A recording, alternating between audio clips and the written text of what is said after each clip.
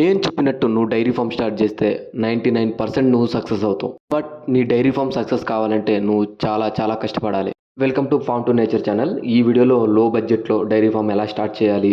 ఈ వీడియోలో starting to ending pin to pin మీకు ఎక్స్‌ప్లెయిన్ చేస్తా. జస్ట్ మీరు ఫాలో అవ్వండి ఈ ఇన్‌స్ట్రక్షన్స్. డెఫినెట్‌గా డైరీ ఫామ్‌లో సక్సెస్ అవుతారు. నేను లో బడ్జెట్‌లో డైరీ ఫామ్ ఎలా బిల్డ్ చేశాను? ఎలా సక్సెస్‌ఫుల్‌గా రన్ చేస్తున్నాను? ప్రతి ఒక్కటి ఈ వీడియోలో కూడా చెప్తాను.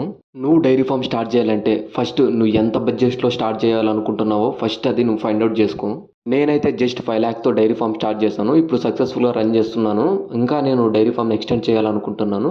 మీరు కూడా 5,00,000తో డైరీ ఫామ్ స్టార్ట్ చేస్తే షెడ్‌కి, ఆవులకి అండ్ ల్యాండ్‌కి అన్నిటికి సరిపోతుంది. నేనైతే 5,00,000 స్టార్ట్ చేశాను కాబట్టి నేను చెప్తున్నాను. బడ్జెట్ ఫిక్స్ అయిన తర్వాత ఆ బడ్జెట్‌లో కొంచెం అమౌంట్ ఒక 50,000 గానీ లేదా 70,000 గానీ కొంచెం తీసుకొని ఒక ల్యాండ్‌ని మనం లీజ్‌కి తీసుకోవడం గానీ లేదంటే మీకు ఓన్ ల్యాండ్ ఉన్నా పర్లేదు. ఆ ల్యాండ్‌లో 1 ఎకరా గానీ 2 ఎకర్స్ కానీ మీకు కావాల్సిన గడ్డి అండ్ ఆవులకు బాగా తినే గడ్డిని కొంచెం వేసుకోండి. ఆవులు తెచ్చే ముందరే ఒక 2, 3 గడ్డి రకాలు వేసుకోండి. ఒక సూపర్ నేపియర్ కానీ సీమసప్పు కానీ అలా మీ సైడ్ ఏ రకాలైతే దొరుకుతాయో ఆ రకాలు కొంచెం ఒక 2 ఎకరాల్లో వేసుకోండి. ఒకవేళ మీకు ఎండుగడ్డి తక్కువ ధరలో దొరికితే తీసుకోండి, లేదంటే పచ్చిగడ్డి అయినా సరిపోతుంది. గడ్డిని అరేంజ్ చేసుకున్న తర్వాత మూడో పాయింట్ వచ్చి షెడ్డు. ఈ షెడ్డుని మనం ఎంత తక్కువలో అయితే అంత తక్కువలో మనం షెడ్డుని కన్స్ట్రక్ట్ చేసుకోవాలి. ఎందుకంటే మనం షెడ్ మీద ఇన్వెస్ట్ చేసిన అమౌంట్ మనకి ఎప్పటికీ వెనక్కి తిరిగి రాదు. అది మనకు వేస్ట్ ఆఫ్ అమౌంట్ మాత్రమే. షెడ్ అనేది కొట్టమైనా పర్లే, గుడిసైనా పర్లేదు. మీరు ఎన్ని ఆవులు తెస్తారో అంతకు సరిపడా షెడ్ ఉంటే చాలు. నేనైతే జస్ట్ 20,000 యూజ్ చేసి నా షెడ్ని ఇలా వేసుకున్నాను. ఈ షెడ్ అనేది 8 ఆవులకు సరిపోతుంది. ఈ షెడ్ గురించి వీడియో కావాలంటే మన ఛానల్లో ఉంది. నేను ఏ మెటీరియల్కి ఎంత అమౌంట్ యూజ్ చేశాను, ఎంతమంది కూలీలు కాబట్టారు, ఎలా వేసుకోవాలి, ప్రతి ఒక్కటి నేను నా వీడియోలో చేశాను. మీకు ఇంట్రెస్ట్ ఉంటే ఒకసారి చూడండి. నాలుగో పాయింట్ వచ్చి ఆవులు. మనకి ఇది చాలా చాలా ఇంపార్టెంట్ పాయింట్. ఈ పాయింట్‌లో మనం ఎలాంటి ఆవులను తేవాలి, ఏ రకమైనవి, ఎంత అమౌంట్ పెట్టి తేవాలి, ఎంత పాల కెపాసిటీ ఉండాలి, ఎక్కడి నుండి తేవాలి అనేది మాట్లాడుకుందాం. నువ్వు ఎలాంటి ఆవులైనా తెచ్చుకో. హెచ్ఎఫ్ అయినా, జెర్సీ అయినా, హెచ్ఎఫ్ క్రాస్ అయినా, జెర్సీ క్రాస్ అయినా ఎలాంటివైనా పర్లేదు. కానీ నువ్వు మార్కెట్ నుండి మాత్రం అస్సలు తెచ్చుకోవద్దు. ఎందుకంటే మార్కెట్‌లో ఉన్న ఆవులు ఎక్కువ రేట్ చెప్తారు. 5 లీటర్లు ఇచ్చే ఆవును కూడా 10 లీటర్లు ఇస్తాయని చెప్తారు. మనకి ఎక్స్‌పీరియన్స్ ఉండదు కాబట్టి మనం నమ్మి కొంటే ఆవులు మనకు చాలా నష్టపోతాము. నేను కూడా మార్కెట్ నుండి ఆవులు తెచ్చి నష్టపోయాను కాబట్టి నేను ఇలా చెప్తున్నాను. మీరు చూస్తున్న ఆవు నేను 50,000 పెట్టి తెచ్చాను మార్కెట్ నుండి. ఇది ఫస్ట్‌లో వాళ్ళు 5 లీటర్లు ఇస్తాయని చెప్తున్నారు. బట్ నేను తెచ్చిన తర్వాత అది 2 లీటర్ కంటే ఎక్కువ ఇవ్వడం లేదు. దీనివల్ల నేను చాలా నష్టపోయాను. అందుకే నేను మార్కెట్ నుండి కాకుండా విలేజెస్ తిరిగి తెచ్చుకోమని చెప్తున్నాను మీకి. మనం విలేజెస్ తిరిగి తెచ్చుకోవడం వల్ల మనకు తక్కువ రేటు పడతాయి.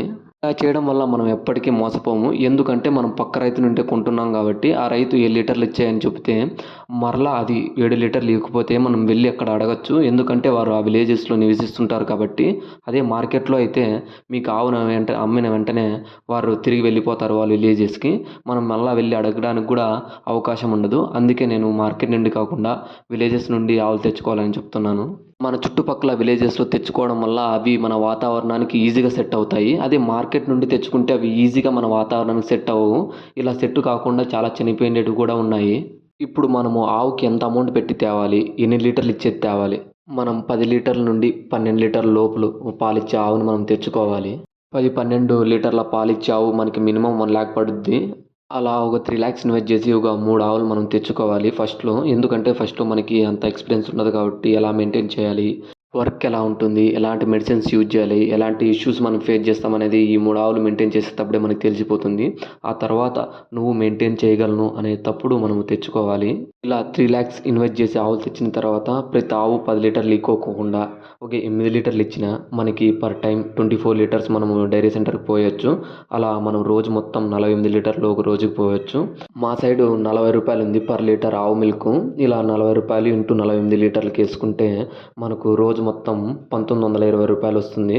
ఇదే మనం నెలకి క్యాలిక్యులేట్ చేస్తే 57,600 వస్తుంది.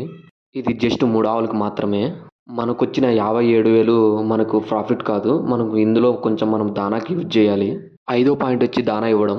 అన్ని డైరీ ఫామ్‌లో ఇది చాలా పెద్ద ప్రాబ్లమ్. ఎక్కువ అమౌంట్ దానా మీద ఇన్వెస్ట్ చేసి నష్టపోయిన వారు చాలామందే ఉన్నారు. దీనివల్ల డైరీ ఫామ్‌లు కూడా తీసేసిన వారు చాలామంది ఉన్నారు.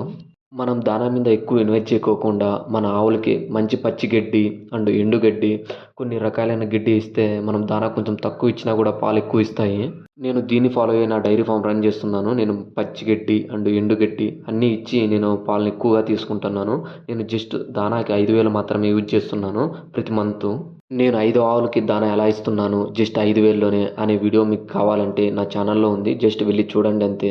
నేను యూజ్ చేసే దానా కూడా మీరు యూజ్ చేస్తే మీకు ప్రాఫిట్ ఉంటుంది. ఆవుల హెల్త్ బాగుంటుంది. ఆవులు అనేది ఎదకు త్వరగా వస్తాయి. మరో పాయింట్ వచ్చి ఫ్రీ గ్రేసింగ్. ఇది చాలా ఇంపార్టెంట్ పాయింట్. దీనివల్ల మనకు చాలా యూజ్ ఉంది. ఆవును బయటికి విడిచి మేయడం వల్ల మనకు చాలానే యూజెస్ ఉన్నాయి. మనకు వర్క్ తగ్గుద్ది. ఆవుకి ఏ ఇష్యూ ఉన్నా కూడా మనకి త్వరగా తెలుసుకోవచ్చు అండ్ హెల్త్ కూడా బాగుంటుంది. ఇలా చేయడం వల్ల కూడా డైరీ ఫామ్ సక్సెస్ఫుల్గా రన్ అవుతుంది. ఇది కూడా ఒక మంచి పాయింట్. ఏడో పాయింట్ వచ్చి మిల్క్ తీయడం. డైరీ ఫామ్లో కష్టమైన పని ఏదైనా ఉందంటే ఇదే. ఒక 3 ఆవులు అయితే మనం మెయింటైన్ చేయడం, పాలు తీయడం అనేది. ఒక 3 ఆవుల తర్వాత మనం మెయింటైన్ చేయడం అనేది చాలా కష్టం. అందుకే మనం ఫస్ట్లో 3 ఆవులతోనే డైరీ ఫామ్ మెయింటైన్ చేయాలనేది. నువ్వు 3 ఆవులని బాగా మెయింటైన్ చేసిన తర్వాత నేను ఇంకా చేయగలను అంటే అప్పుడు డైరీ ఫామ్ ఎక్స్టెండ్ చేయొచ్చు. లేదంటే మనం ఆ 3 ఆవులతోనే కంటిన్యూ చేయొచ్చు మన డైరీ ఫామ్ని. మనం మిల్కింగ్ మిషన్ కూడా యూజ్ చేయొచ్చు. కానీ మనం ఫస్ట్లో మిల్కింగ్ మిషన్కి అమౌంట్ పే చేయడం అనేది చాలా కష్టము. అందుకే మనం ఫస్ట్ పాలు తీయడం అనేది నేర్చుకోవాలి. తర్వాత మన డైరీ ఫామ్ అంతా సక్సెస్ఫుల్గా రన్ అయిన తర్వాత కొంచెం అమౌంట్ పెట్టి మనం మిల్కింగ్ మిషన్ తీసుకోవచ్చు. డైరీ ఫామ్లో పాలతో కాకుండా మనకి ఇంకా 2 ప్యాసివ్ ఇన్కమ్స్ ఉన్నాయి. అవి ఏంటంటే ఒకటి ఆవు నుండి మనం కలెక్ట్ చేసే పేడ, రెండోది మనకి ఆవులకు పుట్టిన దూళ్ళు. ఆ డైరీ ఫామ్లో నేను ఆవు నుండి కలెక్ట్ చేసిన ఎరువు అండ్ దూళ్ళని అమ్మి నేను ఈ ఇయర్ 1.5 లాక్ని ఎర్న్ చేశాను. నేను ఎంత కమ్మాను, ఎలా కమ్మాను, నాకు పేడ నుండి ఎంత కలెక్ట్ చేశాను, ఆవుల నుండి దూళ్ళ నుండి ఎంత కలెక్ట్ చేశాను అనేది తెలుసుకోవాలంటే నేను ఒక వీడియోని అప్లోడ్ చేశాను నా ఛానల్లో. మీరు దాన్ని కూడా చూసి తెలుసుకోవచ్చు. మీరు నేను చెప్పినట్టు డైరీ ఫామ్ స్టార్ట్ చేసి చెప్పినట్టు మెయింటైన్ చేస్తే డెఫినెట్గా సక్సెస్ఫుల్గా మీరు మెయింటైన్ చేయొచ్చు.